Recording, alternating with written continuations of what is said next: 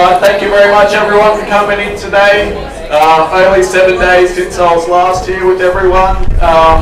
It's amazing how quick things can change. So since we started the last meeting last Monday, the prediction was 6.1. By the time we left the meeting, the prediction was then 6.2. On Sunday morning, I believe it was, we reached 6.099 metres, which is now the highest height we've ever seen in Moulamein, as you're all very much aware. And this isn't the end of it. So from what I understand, from what we're seeing upstream, especially what's coming down the Elwood River system at the moment, and especially what we're hearing about what's still to come down the Bong, still to come down the Yanko Colombo system and all the other creeks that are currently engaged as well, we're certainly into unprecedented levels. So it's not to alarm too much. The evacuation has been, not an evacuation, but a prepare to evacuation now has been risen for Moulamein, and we'll talk about that a lot today. So we'll go through. I'm Jack Bond, the Director of Engineering from Murray River Council. I do have apologies from some of our councillors, Gleeson and Councillor Crowe today. Just with the short notice, they weren't able to get here with prior commitments. All right, so I'll pass over to SES to talk about what's planned for tomorrow's evacuation for those who need it. Thank you.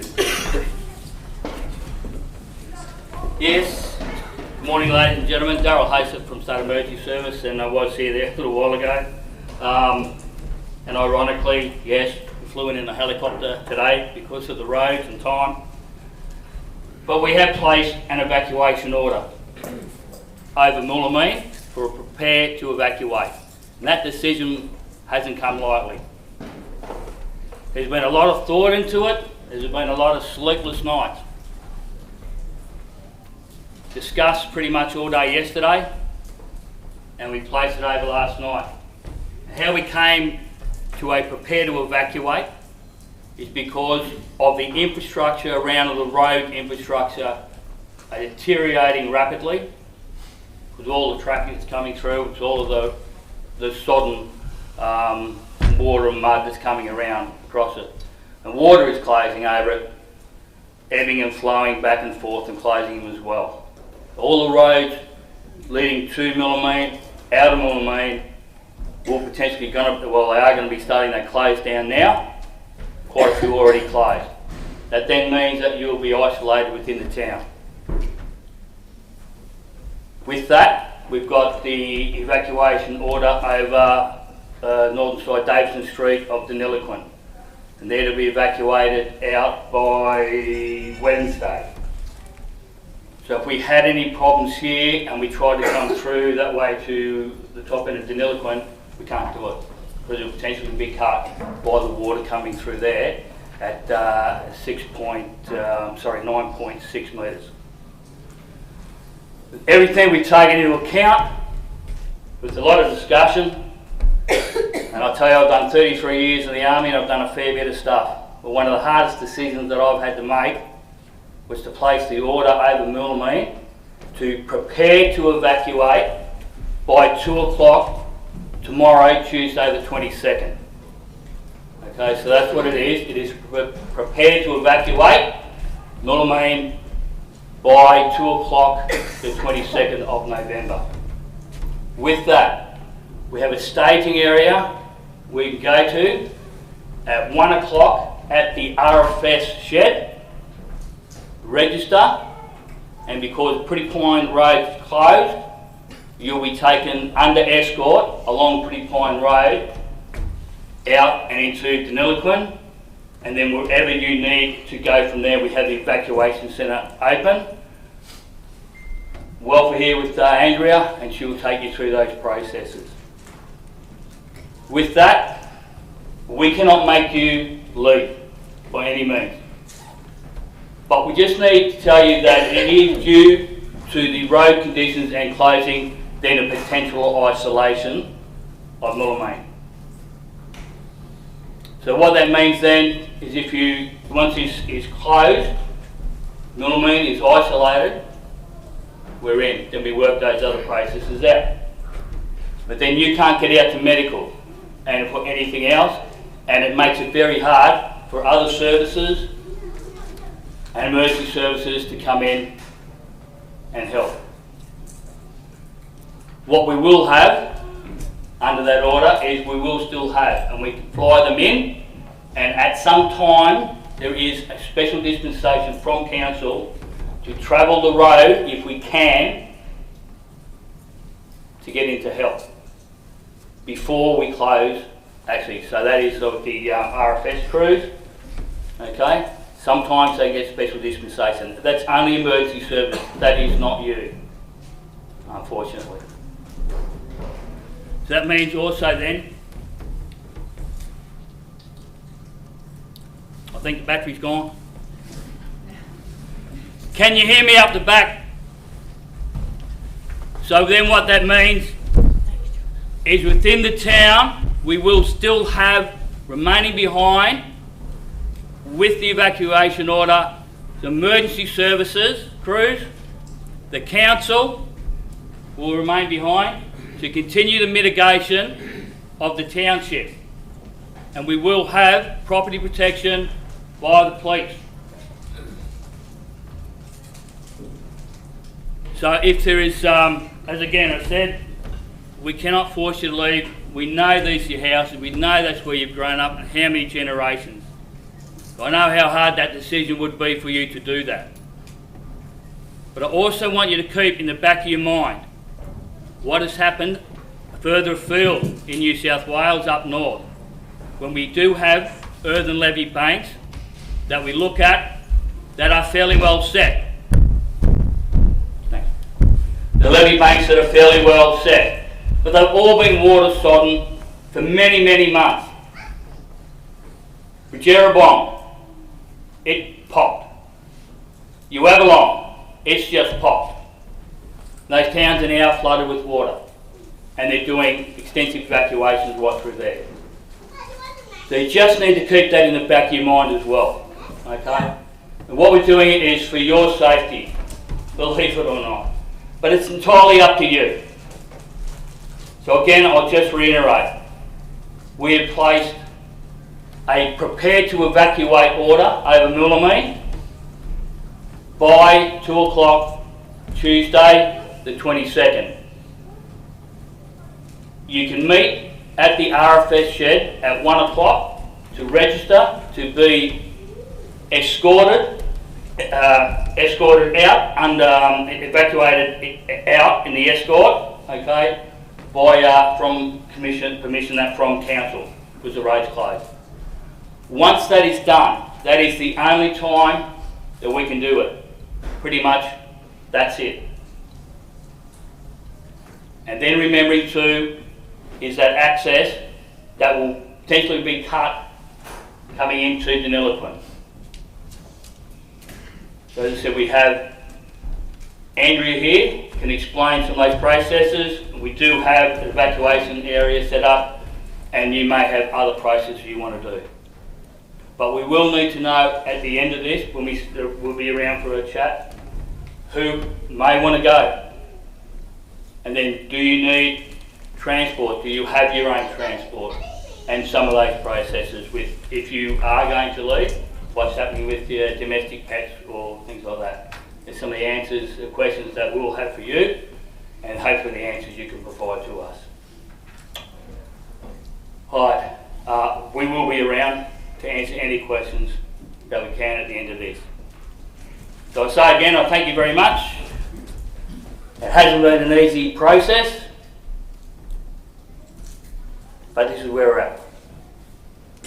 So I thank you for your time, I thank you for your patience, and I'll be around later on. Thank you, Daryl. I was meant to speak about the 5 roads. Obviously, we've got the 5 roads into Moulamein. So Swan Hill Road's been closed for a long period of time. As we all know, Barrel Kylite Road isn't a road at the moment, it's a moonscape. Very difficult to get access down there and anything larger than 5 tonne. That's why we put the load limit on it.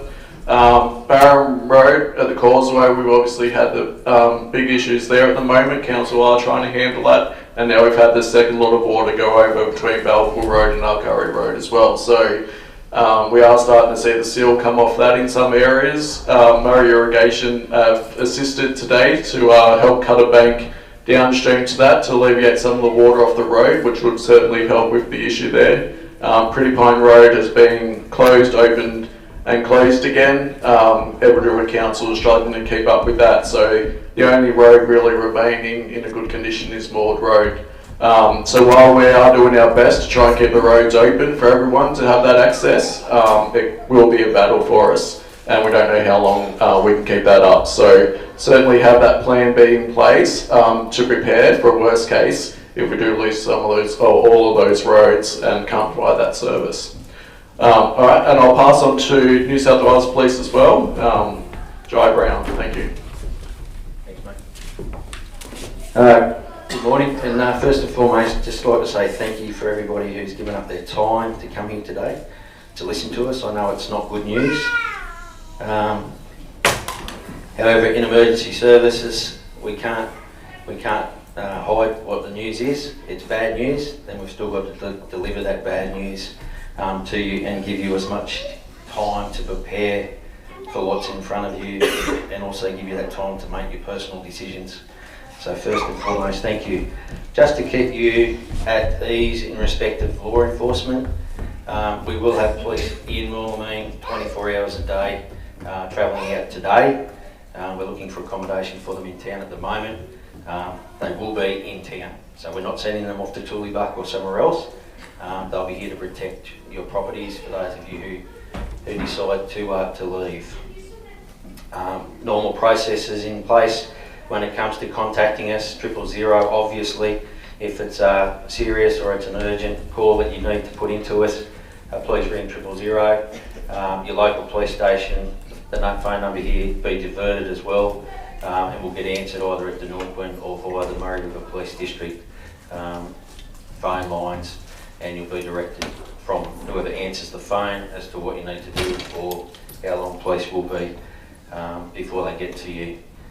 We do have out of area teams in town, and they have been for quite some time now, patrolling places like Moulamein, out here, Tulibuck, right out to Goodnight, and places surrounding Deniliquin as well, north of Deniliquin, and we've been helping over in Corowa, Federation Shire as well. So we've got a big footprint to look after, and we can't do it without the help of our outside resources, so they will be around.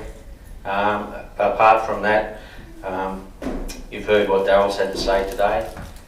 Take it on board. As the liaison at the Mid-Murray Emergency Operations Centre, which is the role I'm doing at the moment.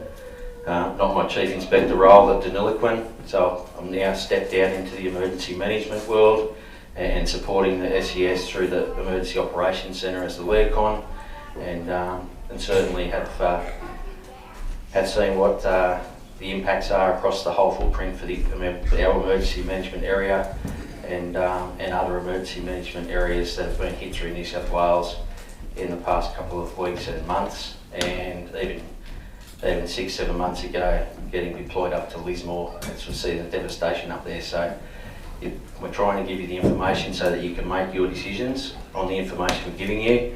And like I said, bad news is better than no news, so that you can look forward to planning over the next 24 hours, and if need be, make those plans to leave Moulamein. That's about all I've got, Jack. Thank you. Thank you, Jai. And then we'll also pass on to our New South Wales Resilience marathon runners, who are certainly here to help us through these times and with recovery. All right, thank you.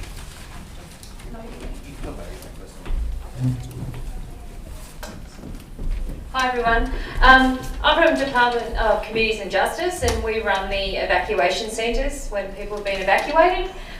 If you do require accommodation, we would like you to go to the Deniliquin Evacuation Centre, which is at the showgrounds. Ideally, we would encourage everyone to go and stay with family and friends, and make that your first and foremost. So try and get your own accommodation sorted as in with family and friends. If that's not successful, then at the evacuation centre we will then try and organise some accommodation for you.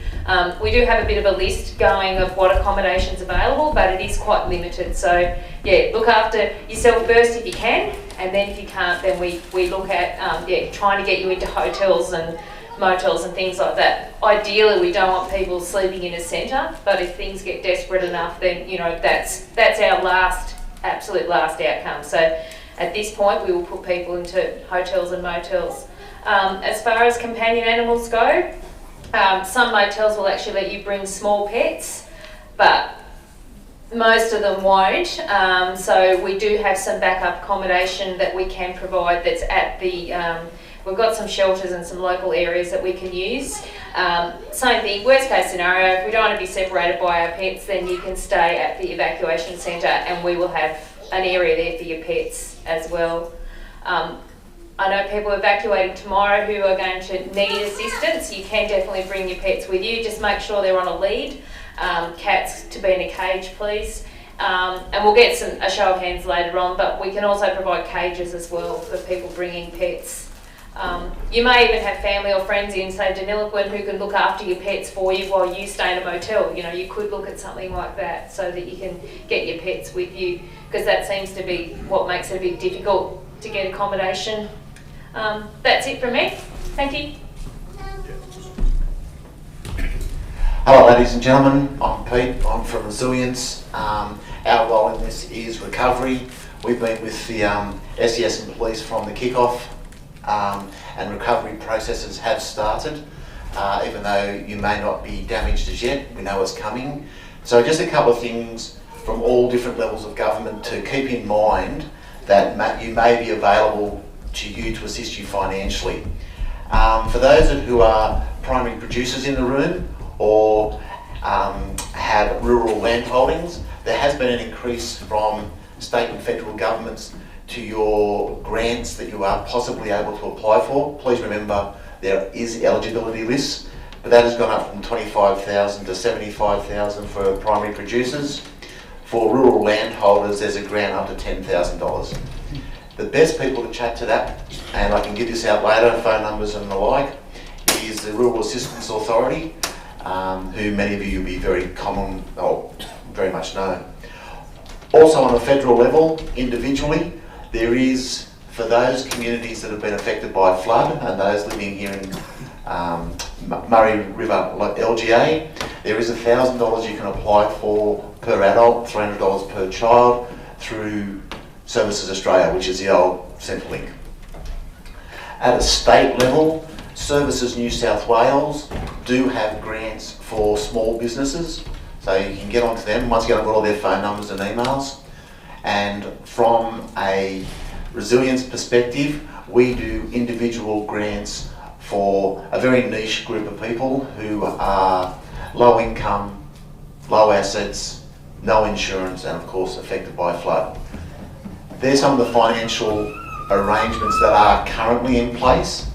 Please keep an eye out for other things that will be announced by government, and this is what we found up north during the Lismore floods, is there were further financial assistance coming through. It came through during the flood. But there are 4 things that I've just discussed now that are available. Thank you.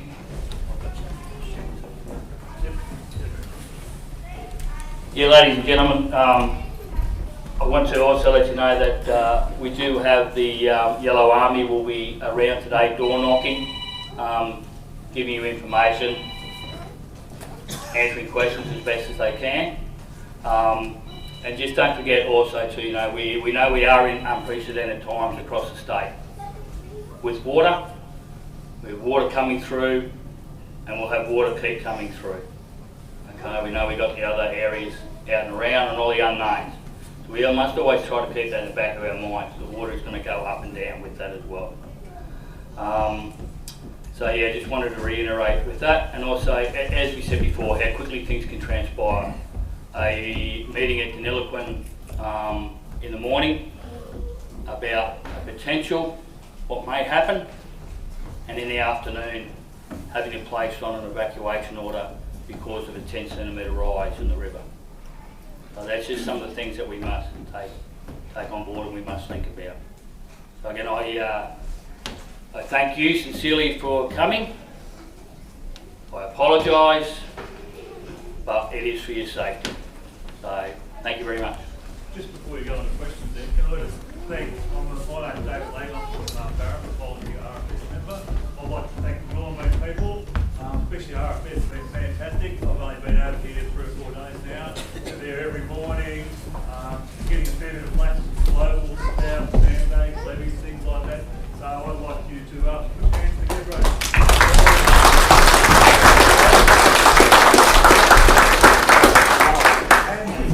Some of them, none of them paid. These blokes, got some younger ones here today, he's probably the youngest one here. We had people lugging sandbags up down the back down here, the 10-foot those banks down there. You've got to drag them all the way up. We had Richard bring his motorbike around the other day, that was fantastic. So it's a fair bit of hard work sort of getting those sandbags out. They did 40 pallets yesterday, I think it was. Barham sent about 7 or 8 10 single loads over, all of them. So that's been great for the volunteers over there. And the people that bring the food in, they've been fantastic. The lady sitting down there in the black top, she's the winner so far. She has these beautiful little pastry parcels with screamer jam.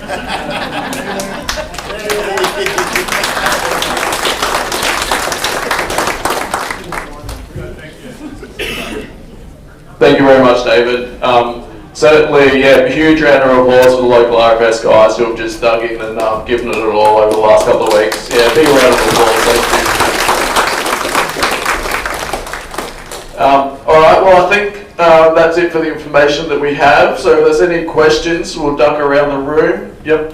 Jack, have you got any current estimates on the levels of the river and the bond coming down? And also, are there any plans to do anything with the town bank?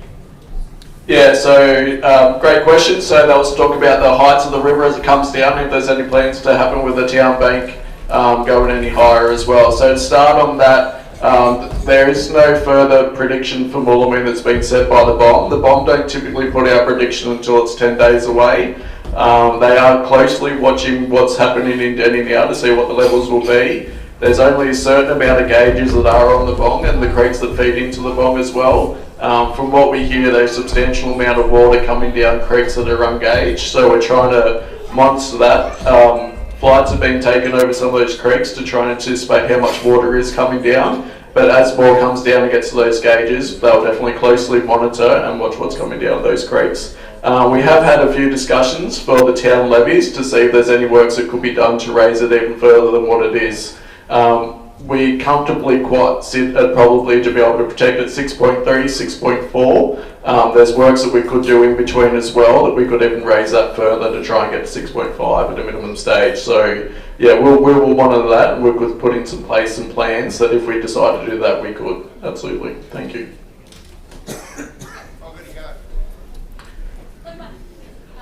Yeah, sorry, in the pink, yeah. Is there an expected minimum isolation period? For the town, for a minimum, that's a very tough question. We've had looked at some of the peak floods in the history. Some of those floods, the water haven't receded for over 2 to 3 weeks. So who's to say how long it could be for this flood as well, because there's still a lot of water to come down from this peak through to what would be a peak later in, early in December. So it could be a fair time.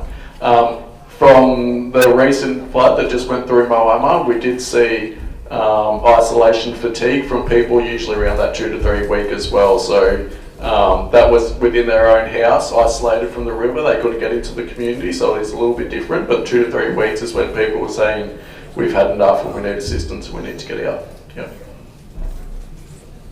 Has council identified a particular road that might be like our road of last resort? Is that Pretty Pine Road? And I suppose council will have to work with Edward River Council to try and keep that open or reopen that as soon as possible. Like, so what are the plans there? Yeah, so I personally live in Denny. I've driven both Pretty Pine and the Barham roads. Pretty Pine Road is in a lot worse condition than what the Barham Road is, and the Denny Barham Road as well. So I think that our criticality will be placed on Barham, because you can get to Barham safely and then you can get across to Denny in a fairly good state as well, and that will bring you onto, I guess, the correct side of Denny on that southern side. So if Denny goes under on Davidson Street, rather than trying to get onto that north side, you get onto the right side there with the main street services, the evacuation centres and everything that's needed. So yeah. That road, that route from Moulamein down through Barham and off to Denny would cross maybe 9 flooded waterways, so, right? No, only 2. So the only issues on that route from here down to Barham and the Denny Barham Road is to go the Causeway and then the new section between Balboa and Arcurry, and then from there it's actually a very good road all the way back to Denny. Yeah.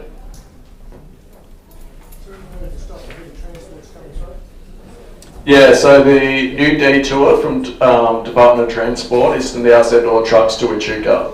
So with Maud Road closed and Davison Road soon to close, they're trying to push everything down through Echuca, down the new highway, and either across to Toke or down to Echuca. Because if they can't across Davison Street, they'll have to get cut off at Darlington Point area and come all the way down that way. No, Maud Road's still open. The Sturt Highway is closed between Maud and Hay. Yep. Sorry, does that answer your question? Yeah, sorry. Yeah, oh, absolutely. Yeah, we noticed that the amount of damage that they've caused our road is just substantial. We catch up twice a day with all departments, 8:30 and 1:30. And the department have worked really hard to try and get those trucks out of town now that they know how serious the situation is here. Yep, so hopefully we'll see those numbers decrease substantially over the coming days as those detours are now being put in place. If you jump on mytraffic.com and select those roads, all that information will be there on the detours. They'll say we just need the truck drivers to follow them. Yep. Well, stock trucks still allowed to come through to evacuate stock? Absolutely, yep. Local trucks will work hand in hand to make sure that the locals can still provide their service and work their business. Yeah, with the prepare to evacuate, is there a time frame when that Kylite able to get to Swan Hill, that road be closed for people that have decided not to go anywhere? So, you know, if I want to whip over and get glass supplies or whatever, is that road still passable? Yeah, so just a question there on how long the Kylite Barradog Road will be open. We plan to get the 5-tonne load limit on it for as long as we can. I wish I knew at time, but I keep hearing about Moores Creek and everything coming off the off the Bong over, well, past China Space. Basically, everyone knows where China lives, so let's be honest. And then coming around the back and over Balranald there. So we will look into that, see if we can mitigate that from happening. But if not, yeah, that could happen in the near future. How long will the water and the power stay on if it's isolated? Is there a time frame that it will get, if it starts flooding, is it going to get cut? Yeah, absolutely. So question there was around essential services, water, power, sewer. I can certainly answer the water and sewer. Power I'm certainly not an expert on, but let's go. So the water treatment plant is in the southern levee. We've mitigated works on that now to protect it to a 6.4 height. If works are needed, we'll make sure that is protected because that's an essential service. We do not expect the water to go out in town anytime soon. Flood waters, as they reach into the creeks, they can bring sort of an iron and manganese into the water, so there could be some colour issues in the water. Unfortunately, Moulamein has one of the best water treatment plants in New South Wales with it being a membrane filter, so it might be able to take out all that colour and you might not notice the difference. But we do see a black water event as well. We can actually bring in other things, but council certainly closely monitor the water treatment plant to make sure safe drinking water can be supplied to the community. And then in terms of sewer, the sewer treatment works is up very high on the hill. It'll probably be actually the last place to go under if anything does. So we don't anticipate the sewer being cut off at all. We do have plans in place that if there is areas in the southern levee or the western levee, we can shut off the sewer treatment pump stations and still be able to provide the town with the service because they both pump into town and we've got to cut them off, then so be it. But yeah, no, we have plans in place just for that. And then power, I'm certainly no expert on it. We have got discussions with Essential Energy, and if they have to go and cut off individual homes that get flooded or inundated, they will do, but they don't expect anything to happen as a whole from the town. Yeah, thank you.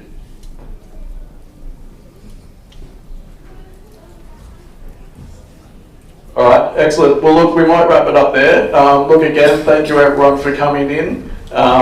If anything progresses any further, we'll certainly try and hold another meeting. We'll push all that information out through social media and on our website. Yep, and sorry, just for tomorrow, so look, if there is anyone who who is planning to come out in the convoy tomorrow and need assistance to evacuate from all our services. If we could please come up at the front here and speak to Andrea about what your plans might be, that'll be great. So then we can plan our resources accordingly too. We just need to know if people actually need need transport out of here, because we're going to have a bus. So just a show of hands, is there any people who actually need help to leave town, like so that they can meet us there at 2 o'clock for a bus, if we have a bus available? Yeah. So just anyone, just quick raise a hand if you are planning to actually be on the one tomorrow, and if you need that further assistance. Yep. No, that's fine. Thank you. We will be at the front if anyone does want to come and raise any concerns. Thank you. We'll come and see you. Right. Appreciate it. Jack, emergency notification, like I didn't know this was on at 9 o'clock this morning. Like if you're not studying Facebook, apparently we didn't know. Can there be something better set up, like a text message to everybody or something? In case there is an emergency. Yeah, I did. The question was about this popping up on Facebook, and I don't know too much about that approach, but I'll take that back to get a better way so it can be come out. And I'll take a kick in the backside for it too, because working through it all and how we do it, I forgot to let Alicia know that we've had this in process. So that's my arse is digging for that. So I apologise to her and the crew for that, and that's where a lot of that would come out. But I do take it on board and fire it up. As that whole process system, we need to work a lot better to get out, because not only that, there are a lot of, I've come from other areas too, that there are a lot of elderly people that only have a landline. They don't have those other electronic devices, and how we get to speak to them as well. Can an emergency text be set up, like Alicia or someone get everyone mobile? I was and learning a lot of this stuff with warnings. I was under the impression, because I've got some of that from Wagga, and I thought there was a process, and that's what I'm going to write that down and take it up, how that gets out. I was led to believe, and not from here by anyone, but that comes down through the telecoms as well when it gets put through to a certain area. So I'll chase that up, because not only here, there's potential as this keeps going and travels into next year, there will be more towns in the same predicament, so that we can better perform. We can better inform them as to what's going on before. So, sorry, I can't hear you, sir. Who makes the decision on what roads and all roads? The levies cut. There's nothing wrong on the levies. The levy make a cut if the water does it. You mean like physically cut? That's our roads do the roads. Transport, you said, well, do the roads. Levies being cut. That's not our decision as such. And if it was for some reason, there's a lot of, as you understand, a lot of legal complications that matters to go with that. And that if there was to be something for that for an alleviation, would have to be fired up the top. Jack will probably have more. Yeah, I'll just talk about the roads there. So the question was.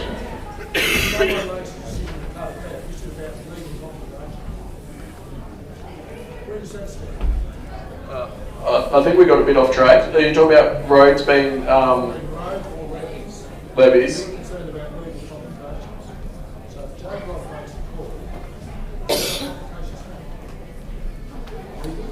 Yeah, look, a very tough question. I don't think that's the fight that we want to get into today as a community around pointing fingers about. Yep.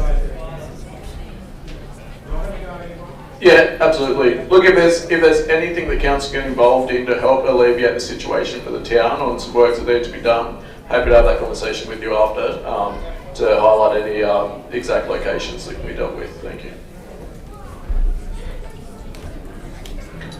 All right. Well, thank you very much, everyone. Yeah. Sorry. Sorry. Can we come and let you know, like register if we leave earlier? We still have to do that. So if we want to evacuate with our families. Yeah. I've got a sheet of paper I can give you. It's got all the details, phone numbers. You can register online. You don't need to see you. And we will like have to know if you're out though. Yeah, Sorry, Andrea. We will have the door knocking team going around, and that will take the information. But that registering is to get that access from 2 o'clock out. Yeah. That's what, at the moment, Yeah. there is some manoeuvrability here. Yeah, no worries. Alright, and again, I'll just plug the 132 500 number. If you have any concerns, SES, it all goes through to the Operations Centre. They liaise with everyone around there as well. So again, 132 500, call out if you have any concerns, and it can all be dealt with. Alright, well thank you very much. Thank you very much for everyone to come in today. And again, just a big round of applause for our RFS as we wrap up. Thank you.